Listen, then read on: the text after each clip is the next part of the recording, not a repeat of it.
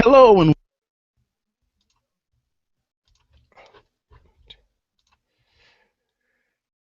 Sorry, Randy, you're muted. I think we all got muted. Start over. hello and welcome to Pints and Quarts, a show presented by Craft Beer Nation. Today is Thursday, December 10th, 2015, and we have Dave Benfield, founder, and Jim Wagner, brewmaster of DuClaw Brewing, joining us tonight. We had them on recently. Well, recent is relative. We had them on back in July, but tonight we're going to talk about a brand new beer that they're going to be releasing that many people are excited about. But before we get started, we got to let you know that tonight's show is brought to you by our friends over at ManCan. These guys are doing beer connoisseurs and beer geeks and beer nerds a favor by introducing us to the ManCan, which is a product where you can it's a growler you can take to your brewery, get it filled, and pressurize it.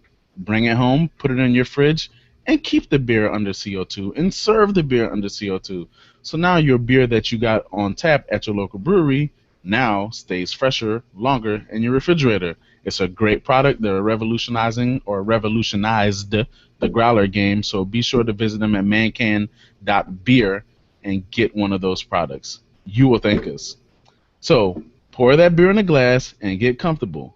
While the theme music plays, that's going to be the perfect time for you to subscribe to our Pints and Quarts podcast on iTunes, Stitcher, Pocket Casts, whatever you use to get your podcasts. And you can also follow us on Facebook, Craft Beer Nation. We tweet at CBN Community. We're on Instagram at craftbeer_nation. And, of course, you can find us on Google+. All right, everybody, again, welcome to our show. Tonight, our guests, you've seen these two gentlemen before. We have Dave Benfield, who's the founder of DuClaw Brewing Company, and we also have Jim Wagner, who's the brewmaster of DuClaw Brewing Company. How are you guys doing tonight? Doing great. Doing wonderful. Thanks for having us on again.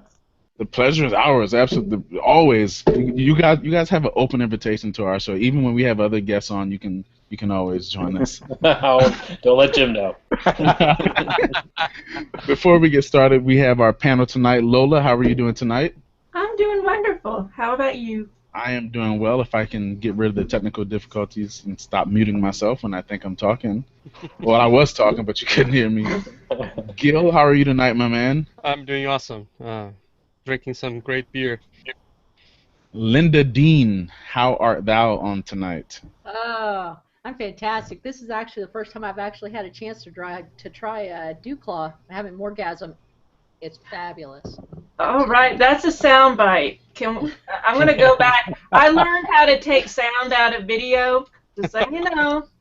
That's going to show up somewhere. Linda told me earlier that this beer is good, and I was like, don't tell me. Tell the guy who brewed it. Okay, I'm going to shut up before I say something I shouldn't. We're also joined by Freddie Rodriguez, but Freddie is not up and going fully just yet. So let's just get into it. We recalled you guys back to the show because you guys have obviously your flagship beer by default is Sweet Baby Jesus. Yep. And you guys I think it was in Michigan you had a little bit of trouble initially when you tried Cleveland. Ohio. Cleveland. I'm sorry. Ohio. I'm sorry. I've confused Michigan and Ohio. The nerve of me. Okay, so Yeah, founders have Cleveland, the problem. The little baby. Yeah, that's what it Picture of was. the baby. Founders had the problem in Michigan. Y'all with- need to do a collab. Sweet I Baby know. Jesus with the picture of the baby with the little Jesus thing on it. Right. There. And a lot of Not a lawyers bad idea. I involved. like that idea. I like it too. No one would So- sell it, but Florida probably would. We really don't care. Portland would sell it. So you guys had the problem in Cleveland because the beer said Sweet Baby Jesus, and they had no problem with you selling your Hell on Wood. They had no problem with you selling Morgasm. They had no problem with you selling Dirty Little Freak. But they had a problem with you selling Sweet Baby Jesus. Okay. The great people of Cleveland. yeah, we got pulled from 2 grocery stores, and it kind of caused enough hubbub that I was getting interviewed on radio stations all over the country, and I actually made Fox National News. So that worked Well- out well for you then, huh? It Oh, did. blessing A lot in of disguise. Yeah, publicity. Yeah. Mhm. So so that beer, Sweet Baby Jesus, is by default. I think we mentioned last time that's your flagship beer, and I think I can't remember what the percentage was of your output was of that beer. I want to say something like 51% or something like that. It's about 40%. About 40%. Yeah. 40% of that beer is Sweet Baby Jesus, which is a chocolate peanut butter porter. Mm-hmm. And I'll give you guys a chance to talk about this beer that you guys are about to unleash the hounds on. So go ahead, take it away. Well, For Pete's Sake is the Imperial version of Sweet Baby. So it's Imperial chocolate peanut butter porter, clocks in around 9%. And the name comes actually kind of our statement back to the response of getting pulled and everyone getting all upset. Because we got a lot of people that got complained. And that's kind of our little statement is, for Pete's sake, calm the hell down. So. Well, so I'm going to imagine, since it's getting into the winter months, right? Mm-hmm. People are probably going to be wanting to drink a lot more for Pete's sake than Sweet Baby Jesus, for the simple fact that this beer clocks in at 9%. Yeah. There you go. Exactly. It's an appropriate beer for the winter months. That's especially right. in the mid-Atlantic. Especially if you're snowed in. Yep. So what do you guys change on the Sweet Baby Jesus to make it an Imperial Porter, other than just getting higher ABV? Do you think the flavor profile is pretty different from the Sweet Baby Jesus? Yes. Somewhat, yeah. What we wanted to do with this beer, besides bump the ABV up, is we wanted to give a much fuller mouthfeel, a very viscous mouthfeel, and I think we definitely achieved that. So this beer is going to have a little bit less carbonic bite, a good bit of full body, and we're really delivering with the chocolate and the peanut butter flavor, as we do in Sweet Baby. But the great thing about this beer, because it's a full-bodied and a larger version, we're relying on a lot of the dark malts that are already in the grist bill to take over that chocolate character. So we're actually not adding as much chocolate on I guess you would say, on a linear scale as we do with Sweet Baby Jesus. Okay. So it's not as sweet? Yeah, well, full-bodied, it's going to have a little bit of sweetness in the back end, but yeah, it's not going to be anywhere near cloyingly sweet by any means. Yeah, because I'll say I think the chocolate comes through just as much as you would expect, like in any kind of porter or a stout. Mm-hmm. But I think in this one right here, the peanut butter kind of lingers a little bit. It does. It kind of sticks around, right? So. Yep. It's we were talking before we came on the air, and about putting stuff on your label and tasting it in the beer. Mm-hmm. Well, this beer right here, you say peanut butter, and for Pete's sake, you got peanut butter in there. Yeah. That's right. That's the big challenge as we went through it, is how much flavor do you want to get out and what type. And actually, it happens in every beer we make. There's big debates on what comes through. The challenging on this one is once you start putting that much flavor in, it's balancing all those together. So even at 9%, and it's a hefty beer at 9%, it's still meant to where you're not halfway done and you're done with the beer. You can actually, I'm on my second one, so you can drink it through. So yeah, I'm drinking mine, and as the contents of my glass dwindle, I'm still kind of like, man, where is the beer going? Mm-hmm. Right? So I mean, I don't know if there's such thing as a drinkable 9% beer, but this beer is going down easy for 9%. Yep. But at the same, that's what we try to shoot for. Whenever we do any of our high ABV beers, I try not to focus on the alcohol itself. I try to keep that balance between the alcohol that's inevitably going to be there, along with the balance of not just the malt and the hop character, but also the whatever flavors that we're trying to push through. I'm looking at your website here, and I have to say, I'm being a geek that likes all the details and information. I do have a really great appreciation for how you do all your info. Like you have your plateaus and your SRM and everything on the website. That's pretty cool for people like me to look at that. So I do appreciate you guys take that care about with all the info that you put on your beers. That's I like the Q&A too. You have questions and answers. That's pretty neat. Yeah, we try. It's especially with it, is you try to give the cursory details, then get in as people want to see more, and balancing that is an interesting feat. So. And, Jim, it's interesting that you just said that about the beer because even though the beer is drinkable, it's inevitable that in a 9% beer you're gonna get a little bit of alcohol, right? Absolutely. But just to holding true to what you just said, that's by and large not the only thing that I get because I think there's a level of complexity in this beer that doesn't. I'm not saying Sweet Baby Jesus isn't complex because God knows it is, right? Nope, I But hear what you're saying. Absolutely. there's a level of complexity in this beer that I don't know, for lack of a better expression, it kind of makes you forget that it's 9%. Absolutely. Yeah. You know what I mean? So maybe that's also something that's contributing to the drinkability and goes to what you just said, that there are other flavors going on with the beer that allow you to dissect and savor and enjoy and be a little introspective of the beer itself and not Right. just focus on the ABV. Yeah, well, and one other thing that we've noticed in its short time out, I mean, this beer's fresh. We just got this out of the brewery weeks ago, so what you're trying is very fresh. And one thing that we're real interested in seeing is how it progresses over the course of the next 3, 5, 7, 10 weeks. And then not only that, but one thing that I've done with it already is. And again, this is not anything new, especially with high gravity beers, is trying it at different temperatures. So, the best thing to do is pull it out of your fridge at, 38, 40 degrees, give it a little sip. I personally prefer this beer when it warms up to about 50 to 55 degrees. But again, to each their own, but, you'll see subtle differences along that temperature change. And that's pretty common with most high gravity beers. So I'm sure that you guys at some point have you've aged Sweet Baby Jesus, or you've drank some aged Sweet Baby Jesus, and so how I've never drank an aged Sweet Baby Jesus. How do the flavors hold up in Sweet Baby Jesus? I'm curious. Sweet Baby Jesus is a great beer all around, not just for what it is for us in our brewery, but the beer really holds up well. One thing that we have found, I've personally found, because we're always doing QC with that beer, so we're trying it several months after we've brewed it. I've had a bottle upwards of 7 months old, and has it gotten more complex? No. Has it held its own and not become oxidized, cardboard-like, undrinkable? Not at all. So this beer holds up real well in the bottle.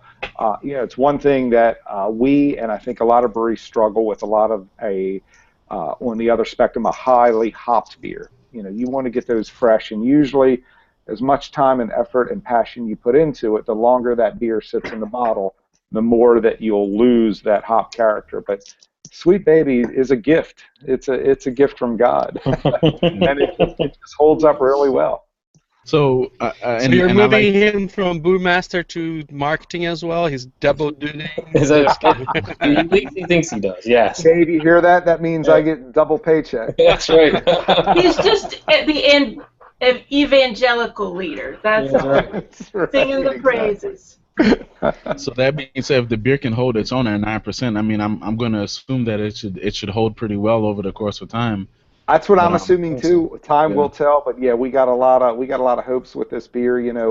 A lot of our other beers, we were talking before the show went live with our barley wine and all the variations with the different adjunct malts that we use in that. All those beers not only do they hold up real well, but they develop all these different nuances as they age in the bottle. And again, is there something to say about drinking one of those beers fresh as opposed to 6 months? It's all personal preference, but I think everybody will agree that the beer ages and changes in the bottle, and what you try 1 month old compared to 6 month old is usually quite different.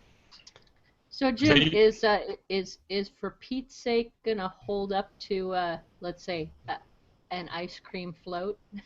Oh, I think it would be fantastic. We had a local bartenders challenge, I believe, and one of the bartenders down in Baltimore City came up with the Sweet Baby Jesus ice cream float, and it was phenomenal. So I can't wait now that it's out in the market to see what different ideas that bartenders and chefs come up with. I think it'll make a great reduction, maybe to drizzle over like some. Again, I like spices, so maybe some pumpkin cheesecake or something like that. I think this beer has a wonderful body to it, man. It's very, very velvety. Yeah. We worked real hard on that one. One thing that we wanted to do that made it different, it's easy to say, okay, we're going to do an Imperial version of Sweet Baby Jesus. That's pretty cut and dry. What we wanted to do is make sure that we lived up to that name. And I think the big difference, like it or not, compared, for Pete's sake, to Sweet Baby, is you're getting a very full-bodied beer here as opposed to Sweet Baby that's a little restrained and gives you a little bit different mouthfeel. Do you guys use the same hops? With the peanut flavors, I think that's what Randy was talking about earlier. Mm-hmm. Definitely lingers. Yeah. Yep. So you guys use the same hops for both beers? Yeah. Honestly, I'd like to give you a great story about the unique hops that we use in this particular beer. I can't. We use some very good bittering hops. Very the co-cumulative. I'm geeking out on you again. The co-cumulative level is right where we want to be. The hops that we use for bittering in this particular beer are very easy bittering hops. They're not very harsh as far as using them solely to get bitterness out. There's no late addition hops in this beer. That's a good thing for a lot of my brewers. It makes it a little bit easier to brew that day as opposed to some of our highly hopped IPAs or double IPAs. But yeah, it would be a waste, right, on this beer, because you want peanut butter and chocolate to jump out. You don't want. Well, exactly. Not only that, not only would it be a waste, but it would also be a collision of flavors that we probably wouldn't want. If we dry hopped or late addition hopped with this beer, can you imagine chocolate, peanut butter, citrus, and pine? I don't think that's going to work real well. I think Nugget and Galena actually are excellent hops for barley wines. This is stouts. They do an awesome job. Yeah, they hold up, and they're workhorse hops. We use them a lot in our brew house as far as bittering hops. Very little in late additions, but they're workhorses as far as bittering. So when was this beer released? About 2 weeks ago. 2 weeks ago. Is it going to go? I guess this is for you, Dave. Is it going to go throughout the entire DuClaw footprint? Yeah. This one should hit every place that we're in. So we're about 10 states now. It's shipped to most of them. Probably finish up right before Christmas for the rest, depending on what they're to pick up. So this also includes our friends in the Bluegrass state, right? Where you guys just got into Kentucky, right? Yeah, just launched Kentucky and actually the western side of South Carolina. So I'm from Columbia, South Carolina West. Okay, up to upstate to Greenville and Greenville, which is an awesome town. I actually went out to the launch in Greenville, and that is a great craft beer town. Beautiful city too. The downtown, they did that remodeling about 10 years ago. It just looks so awesome. It's just one great craft beer bar after another. Yeah. So it was like heaven.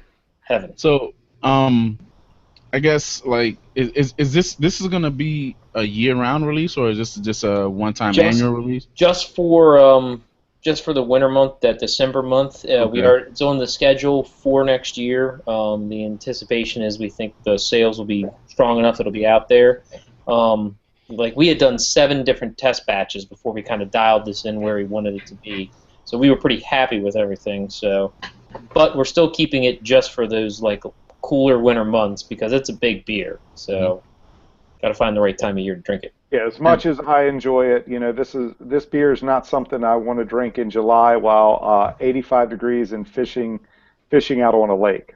Freddie would.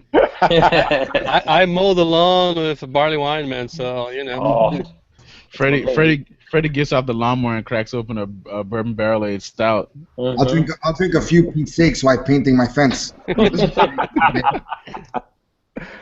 So, because my concern around that, with this, if this beer was not going to be like a once-a-year release or a winter month release, was capacity, right? I mean, because to make this beer, obviously you had to bump up the malt bill to get your alcohol. So that's I don't want to say well, the yield is going to be less per Yes. per 100% batch. correct. Absolutely. Yeah, we're a 60-barrel brew house, and this particular beer yields 40 barrels. That's the most we can get out of it in one Okay. single brew. Am I But right we- to say you guys had just, Dave? Did you guys had just had an expansion when we talked last, right? We're always having expansion. You We've, will. since we It's about, talked, we've probably had 2 or 3 There's no more, expansions. Yeah. no more parking lot soon. So the brewery itself is actually so our original brewery actually was the restaurant in Bel Air, and then the next phase up we had a little 10,000 square foot brewery, and then we opened our new one in 2013. It's about 65,000 square feet. So we've been adding tanks about every 3 to 4 months pretty easily. So we just added 4 more 180 barrel fermenters back at the beginning of November. We got another 4 more scheduled right around February. Yeah, because sometimes people don't realize they get so attached on how many barrels your brewery, but I mean it's more like how many fermenters you have, how many beer you can Exactly. hold at a time, right? Because Absolutely. I have a brewery near my house here. They're a 15-barrel brewery, but they just put a couple fermenters. They can get so much beer out because of those fermenters. Yeah, and definitely having more fermenters. So one of the big challenges for all breweries are not only just the quantity of different beers you can make, but freshness and getting it to distributors. So we always fight it's great to have and make large batches, but you need to make sure it moves out the door, especially IPAs, to where we try to keep everything as fresh as possible. And so having all those different fermenters, multiple little batches come out all the time, so they can be very kind of hyper fresh. Awesome. Well, so you guys are in Ohio, Mm-hmm. and this beer is gonna be released in Ohio. Yes. And Gil, I'm gonna change gears a little bit and go over to you because Ohio, I think when Stone was looking to build their East Coast facility, I think one of the things that prevented them from going into Ohio is the fact that Stone, they make some pretty big beer, and Ohio had a cap on their alcohol, on the amount of alcohol they can have in their beer. So Gil, you find an article that talks to that, right? Yeah, well, there's several articles. There's a big talk. I get a lot of press release from Ohio, so there's a lot of websites talk about this because they are at 12%. That's their cap right now. Mm-hmm. And so this is, I think, the third time that lawmakers are trying to change the laws.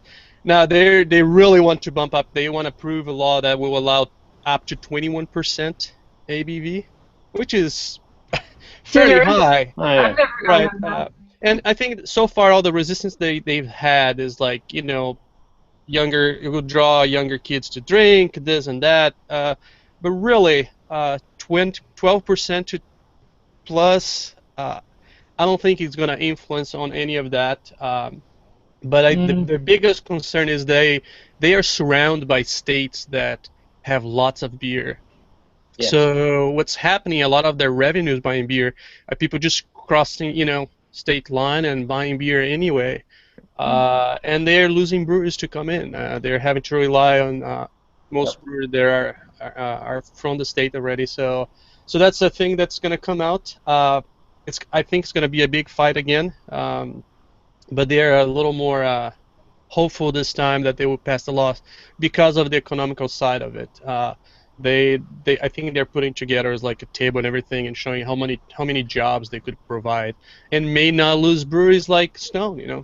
Yeah, I Well, mean, they have wine in Ohio, right? That's sometimes 15, 16%. So if that's going to attract young people, why aren't young people out buying bottles of wine all the time? It aggravates me is beer gets treated as if it's just about alcohol consumption, not all about the flavor. And maybe back in the 50s that was the case. I wasn't alive then, so can't say. But nowadays, if you come out and you get, for Pete's sake, compared to Sweet Baby, and you think you're going to drink a 6-pack of that rather than a 6-pack of Sweet Baby, well, you're paying more for the 6-pack. So it doesn't really make sense. And that's a big thing. Several of the articles, and it's something of the lawmakers are arguing about, is that the college guys, they don't have that much money yet. They're gonna be drinking the cheaper beer yet. Although this is changing a little bit, but craft beer. People that drink craft beer, they don't. I mean, a lot of us do, but most people just drink more for the pleasure. They try to understand. They try to enjoy the complexity that the beer brings too. So let's hope that this will work for them. I know BrewDog is moving in Ohio, and if there's a brewery that will kick the ABV, it's gonna be them. Yeah, that's true. So yeah. We've said it before, but you can't ignore beer economics, man. I mean, there's a lot that breweries can do for a state from an economic perspective. I mean, just and think of how much they're missing out on, right? They're missing out on the dollars within Ohio that are going to surrounding states. They're missing out on breweries coming there, creating jobs. Once jobs get created, now you got a bigger tax base, right? So I mean, there's a whole economic impact that the state is missing out on, and why? Because what? You know what I mean? There's no good reason. Exactly, and the funny thing is, we're sitting here talking about it, and it seems that it is so simplistic. How do they not get it? We pretty much just solved the whole problem here in 5 minutes. I'm going to tell you what. Okay, I've had 17 and 18% beer twice in my life. Both times I stayed at home and drank it, and I drank it slowly. And those are far and rare. It's not like every other beer is that high. And if you're gonna get drunk on a 12%, you're gonna get drunk on a 15%. It's not You'll just have 2 8%. Yeah, 12% is gonna be good enough if you really want to drink. It's not the ABV that's gonna make a difference. Yeah, plus they miss out on we do a beer. We used to do it every 4 years. Now we're actually changing to do it every 2. It's called Colossus. And the first couple of years it was in the 20% range. Last time we did it, which was 2014, it was in the 17.5% range. We're doing it actually this year coming up, but the twist now is we're actually aging everything in charred oak barrels, so it becomes so much like a port wine flavor into it. And what they're missing out on is not as much the alcohol about drinking it, it's all that deep, utter complexity. Is that beer you kind of pour into a 6-ounce pour into a glass and you drink it over 30 minutes as you just kind of chew on it, enjoy it. And they miss out on that opportunity. So all the gourmet chefs, like me, are missing out too. We love high ABV beers. You would love to cook with it too, I'm sure, right? Oh, they're phenomenal to cook with. Absolutely. But I agree with Dave when he says it's this prejudice towards beer that you don't see on during the wine. You see a lot of states that beer has to have its own place, its own corner, while wine can be sold throughout the store in little stands. They're just haters. Haters gonna hate. So Ohio, their situation, they're trying to change the law along those lines. Linda, you had an article that speaks about laws from a federal perspective versus on a state perspective, like what's going on in Ohio. So you want to talk a little bit about your article?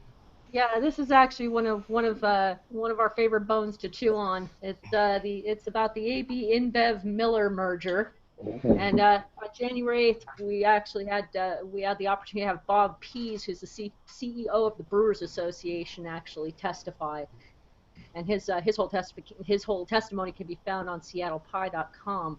Basically, what he said was he spoke about the ability to influence distributors by providing incentive to reduce the sales of competing brands. The ABI system is based on a sliding scale, with the largest financial rewards going to those who actually limit sale of competing brands. And he actually provided what's called Exhibit F. This is evidence of this actually occurring.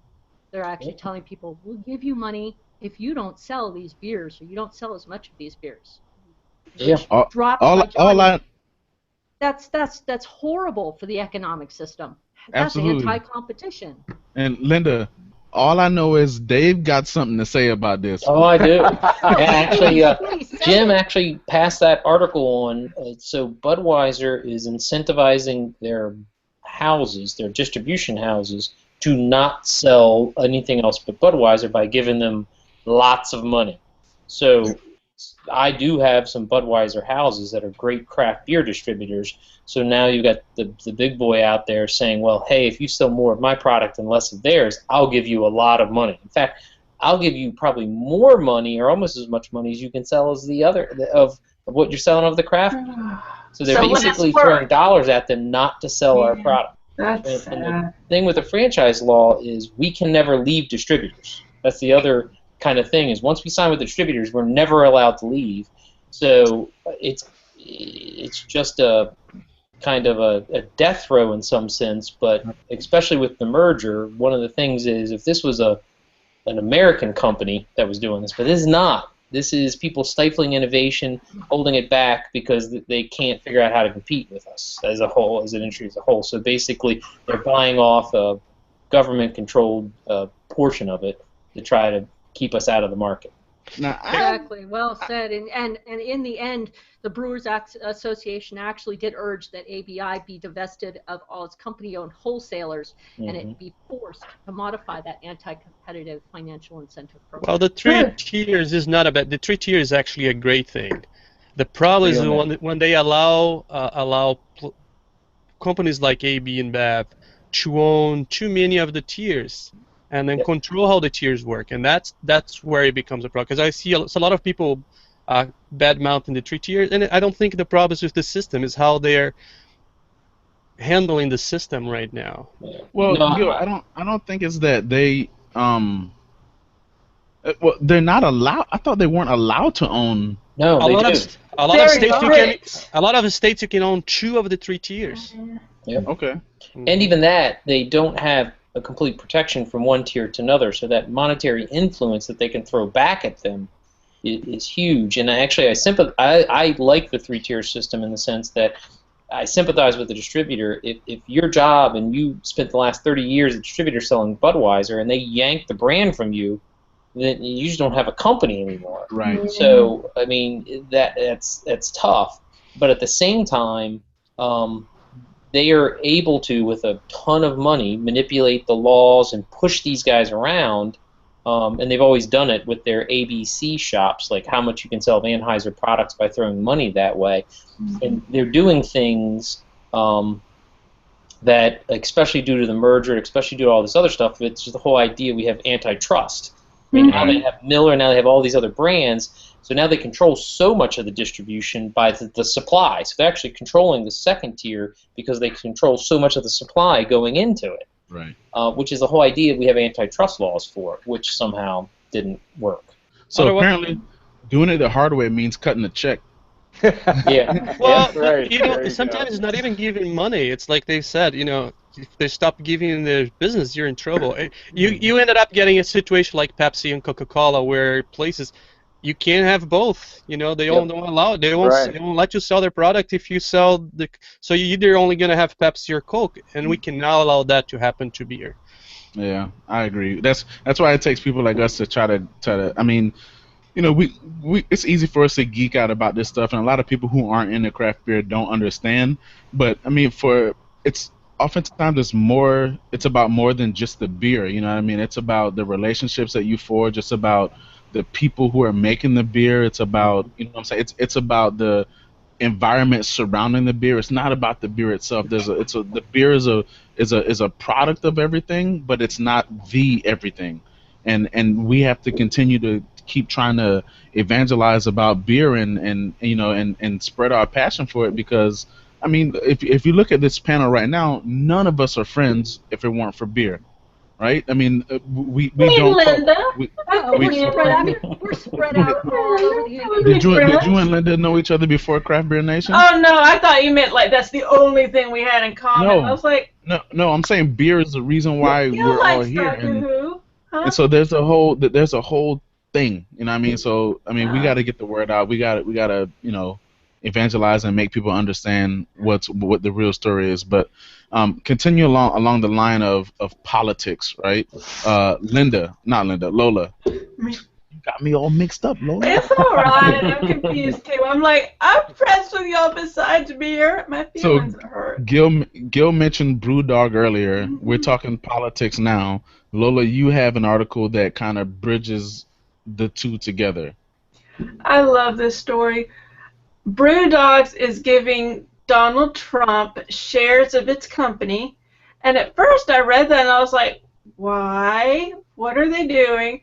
And then the article goes on to say that they're doing this because they want Donald Trump to rediscover his love of business and quit politics.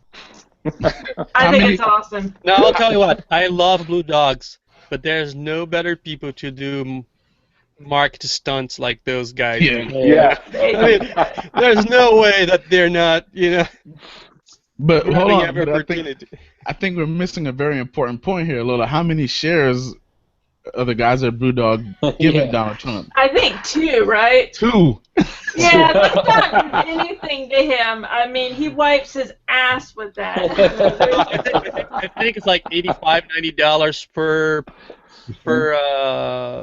per share. He'll put that in his toupee and use it to pump out his toupee a little bit. Yeah, but that's still, that's a political statement right there. It is. Well, it's something we don't want to get into. It's just that I think, to me, I know they have their beliefs, but I think there's a lot of marketing stuff, and kudos for them. We're talking about them right now, so it's like not one sweet baby Jesus on the bottle, People talk about it. And the thing is, not to get too political, but the people in the UK, like 380,000 of them have signed a petition to keep to ban Donald Trump from coming to the UK. So he can take those 2 shares, but he can't visit the brewery if this thing goes through Parliament. But speaking of Europe, McKellar and AleSmith are forming a company called McKellar San Diego. Yep. And so essentially, AleSmith moved to a bigger facility, and McKellar moved to AleSmith's old facility, and the 2 guys, and I can't even begin to. I'm not gonna act like I can pronounce the McKellar guy's name properly. Let's just say Mikkel, right? You know who he is. MK. Him and Peter Zine. Peter, forgive me if I'm saying your name wrong. Like you know me. They're gonna be partners in the brewery. Peter is the owner of AleSmith. He's gonna have a minority stake in the brewery, and it's gonna be equipped with the same 30-barrel brew system that AleSmith used to produce 15,000 barrels a year. Before they moved into a much bigger facility now. It's like 105,000 square feet right now. But Zine is gonna, in order to ensure that the transition goes smoothly, he's gonna oversee a lot of the components of AleSmith San Diego, and several of the people who, some of the original members of the AleSmith brew team, they're actually gonna become employees of McKellar San Diego, and usher the facility itself through its second life as a brewery. So we can expect some good things. We've had a lot of McKellar beer. Those guys know what they're doing. They can definitely brew. AleSmith, they make a lot of really good beers, and along with this, AleSmith is not keep getting mixed up. McKellar is also going to be seeking to do a lot of collaboration brews with breweries across the country. So, McKellar, if you guys want to hook up with the folks at DuClaw, we know a couple people. We can put you on, But so early in 2016 at this new facility, they're gonna open up a 750 foot tasting room that's gonna kind of go along the same theme as the other McKellar global beer bars. So I think we can expect some good things from those guys. I hope that means that the price tags on the McKellar beers are gonna be a little more affordable now. But nonetheless, they're making some good stuff, and I think everybody's looking forward to what's gonna be coming out of their tanks. I think you're gonna see this in other creative ways with other breweries happening a lot in the next couple of years. I think there's gonna be a lot of shifting on, and Dave probably can talk better than us. Like there's a lot of pressure and stuff like this, and we will see different breweries making different decisions, from selling to join to hold their own ground. There's a lot of going to happen. I would like to see more merging as opposed to selling, but at the same time, you can't knock somebody for selling because, you never know why people do what they do. If I was the owner of Ballast Point and somebody came to me with $1 billion proposition, Yeah, it's kind I'm of hard to out. pass I up. am Yeah, gone. I am you, signing. yeah, you don't have it to agree, and you can be sad, but it's hard to blame, right? Yeah, Yeah. That yeah. is, I mean, they pay them about what, if you think about what Lagunitas would be worth, they sold 50% for. 500 mil. Yeah, so that's. So, It's but crazy. I like what Firestone Walker did, right? In that they went with like another brewery, not just another brewery, but like a very world-renowned, respected brewery in the Mortgott Duvel family. Mhm. So I mean, I like to see that happen more as opposed to. Well, some- even like with Ballast Point, I mean, Constellation is they have a lot of different brands, so they kind of open markets up for them. Yeah, they're the And- largest wine producer in the world, I think. Yeah, yeah.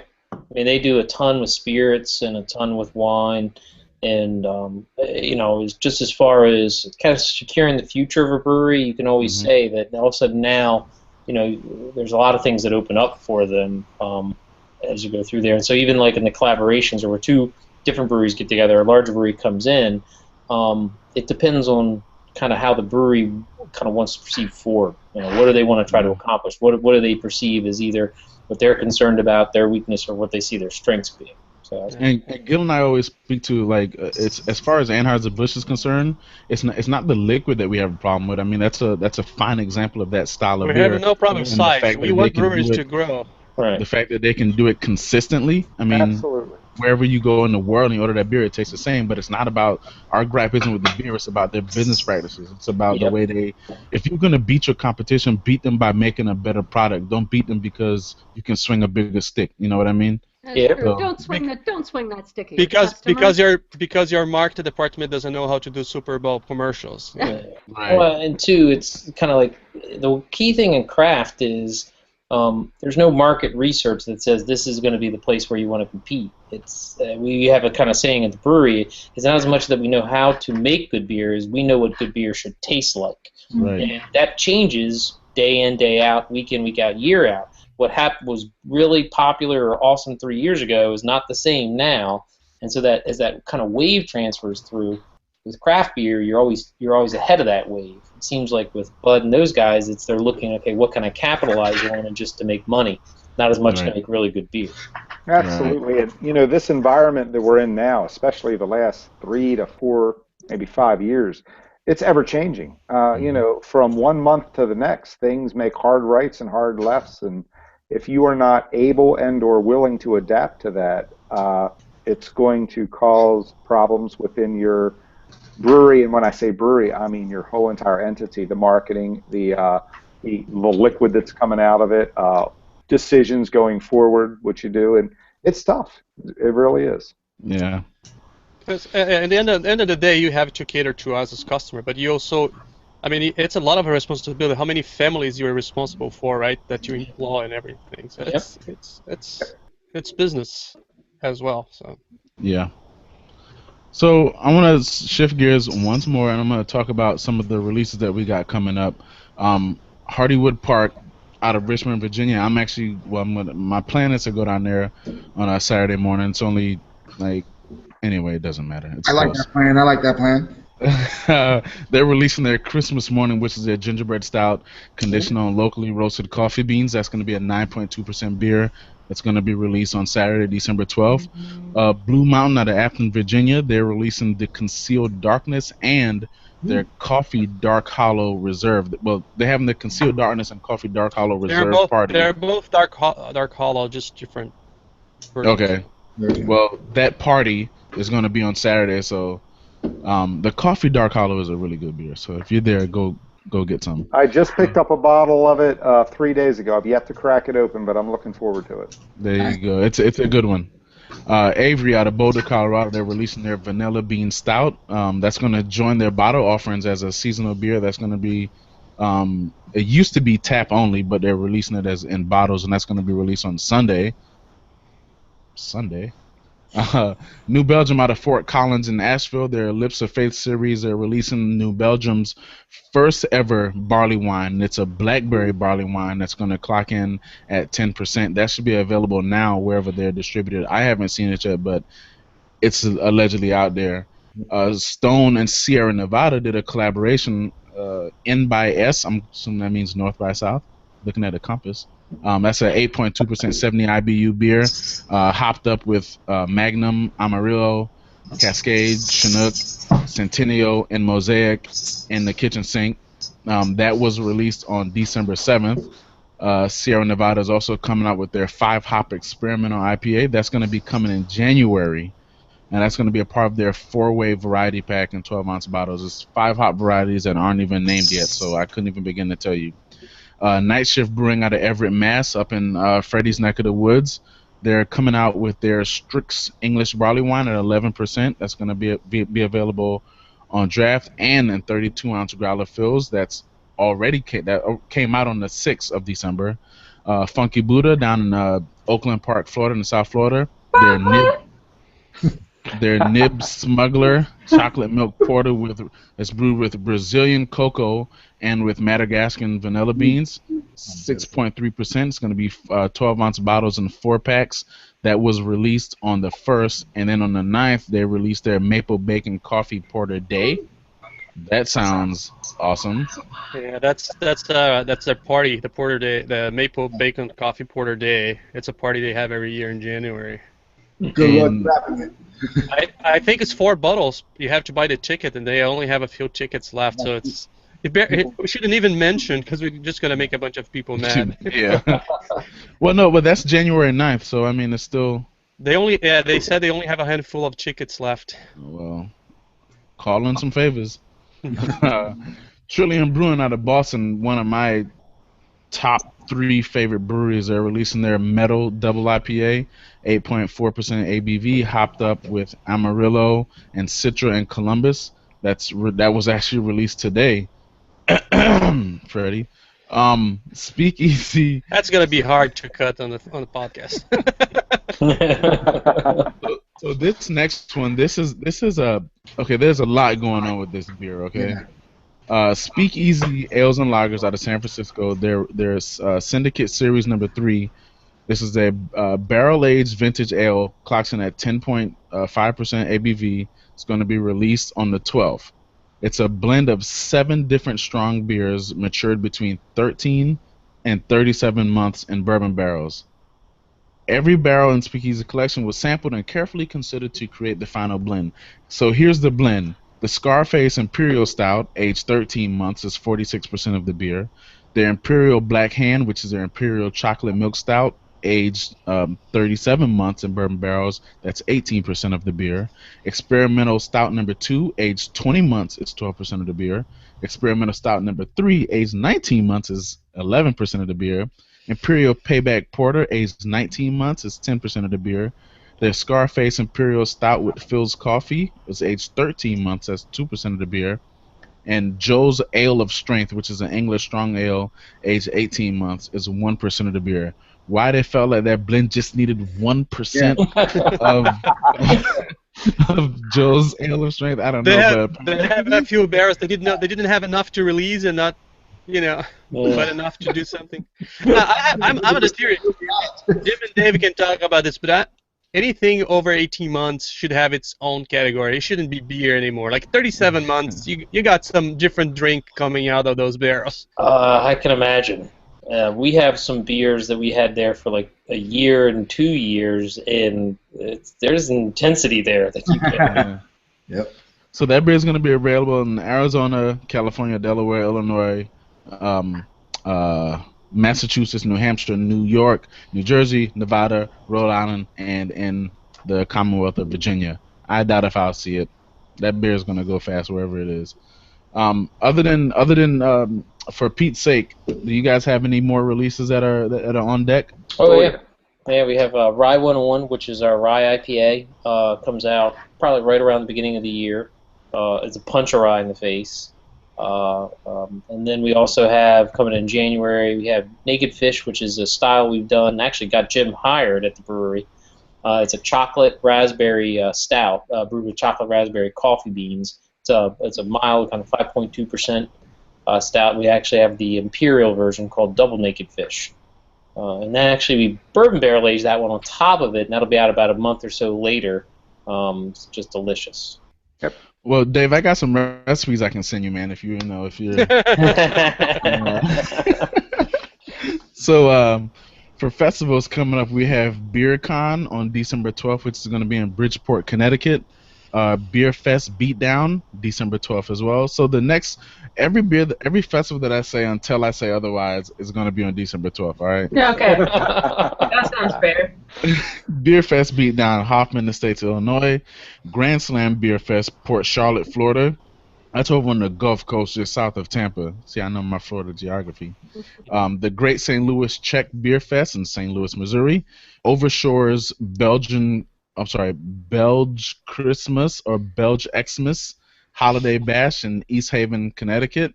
On December 13th is Denver Beer Festivus in Denver, Colorado.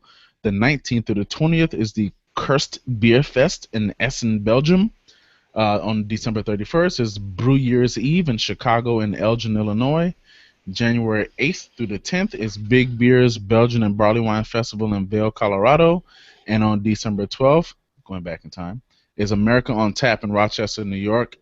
And the same festival is going to happen on January 15th in Binghamton, New York. You guys have any festivals that you're going to be pouring at coming up soon, or are you guys going to shut down holiday mode?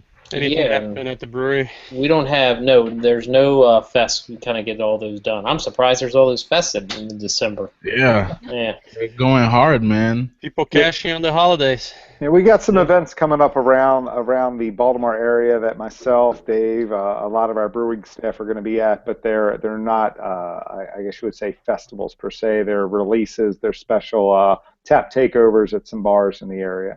But yeah. This gives us a little downtime to gear up for the spring and summer festival season. That's just quite overwhelming at times. And you can check the DuClaw website. They do a great job with other releases and events. Very easy to navigate it there. Yeah. So, guys, thank you again for joining us. I mean, we have fun with y'all every time you're on. Like I said, I was serious when I said you guys have an open invitation to whatever show that we're putting on. I like it. So, do it. if you guys are ever bored on Thursday night at 9:30 and you want something to do, just shoot us an email. We'll send you a link and you can get on. Cool. But you may or may not be able to get in next week. This might be our last show for the year before we take a little break and pick it back up. That's what I heard. Exactly. So it might be the last show. Or it might not be the last show. It depends on how things go this week. We're trying to get something lined up. You got something in the mix, huh? We're trying. We're trying. We're trying to end the new year on a. It's just gonna be hard to top, for Pete's sake, to end the year with, because this is such a popular beer. But we're trying to get one more show lined up for the year. But if it doesn't happen, you won't see us next week. If it does happen, you will see us next week. So, Dave, Jim, thank you so much for your time, man. You guys are friends of the show. You're always welcome. Well, welcome back anytime, and we appreciate you for spending a little bit of time with us. Oh, no problem. And we announce. Absolutely, the feeling's mutual. And Randy, I don't want to hear that traffic BS. Get down to the garage. Yeah, I know. Arrive at around 8 o'clock. We actually have a hotel that is within walking distance of the brewery. So you have no excuse. Brewery decision. Is it called DuClaw? That's right. I thought I was gonna get an invitation to crash in your guest room, but I'll settle for the hotel. That's cool. We got ping pong, we got cornhole, we got darts, we got legitimate foosball. And actually soon to be ladder golf too. Wow. Oh, look at that. So there's a lot going on. Go visit DuClaw, man. They're doing it over there. They got something for everybody. Yeah. So once again, guys, thank you so much for joining us. Just one thing before you end. I had promised our viewers that we would do the draw for the glasses tonight. Unfortunately, I got pulled for work and I didn't get the spreadsheet. So either we're gonna do it the show next week, or we will just announce the winners on our all various social media platforms. So yeah. Fair enough. Yeah. And here's the glass. One side of it says Friday night hangout, pints and quarts. The other side says Craft Beer Nation. It's a lovely Willie Becker glass. It holds 16 ounces of beer, and it dispenses beer quite nicely. So that said, thank you for joining us. be sure to maybe join us next week. Just follow us on social media. We'll if we have a guest next week, we'll be sure to post it. If not, we'll see you guys next year. Merry Christmas, Happy New Year, and until the next show, find some great friends, find some great beer, and mind those P's and Q's. Congrats, Matt Hyatt. Cheers. Cheers. Thanks.